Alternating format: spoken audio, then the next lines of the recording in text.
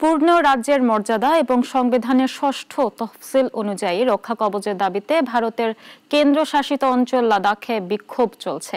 শুক্রবার গ্রেপ্তার হয়েছেন পরিবেশ কর্মী ও শিক্ষাবিদ সোনাম ওয়াংচুক। এরপরেই বেশ কিছু এলাকায় কারফিউ জারি করা হয়েছে। রাজধানী লেহ শহরে ইন্টারনেট বন্ধ করে দেওয়া হয়েছে।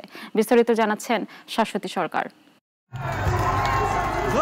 হাড় কাঁপানো শীতের মাঝেও জেনজির বিক্ষোভে উত্তপ্ত ভারতের লাদাখ।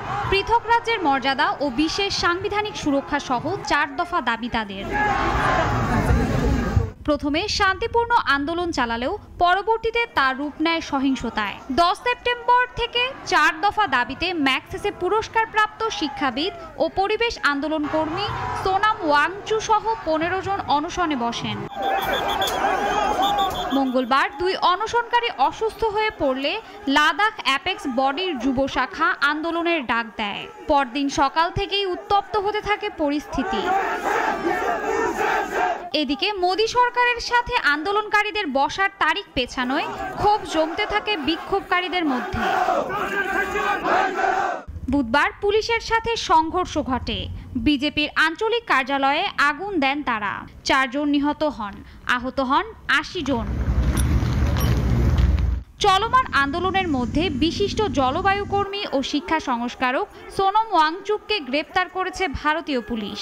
জেনজির এই আন্দোলনে পরোক্ষভাবে নেতৃত্ব দেয়ায় সরকারের ক্ষোভের মুখে পড়েন তিনি।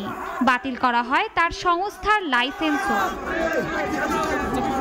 ওয়াংচুকের গ্রেপ্তারের পর লেহ শহরে ইন্টারনেট সেবা বন্ধ করে দেওয়া হয়েছে। সহিংসতার আশঙ্কায় জারি রয়েছে কড়া কারফিউ এবং সব শিক্ষা প্রতিষ্ঠান আগামী 27 সেপ্টেম্বর পর্যন্ত বন্ধ ঘোষণা করা হয়েছে। শ্রীলঙ্কা, বাংলাদেশ, নেপালের পর লাদাখেও জেনজির বিক্ষোভকে হুমকি হিসেবে উল্লেখ করছেন বিশ্লেষকরা। শাশ্বতী সরকার, নাগরিক।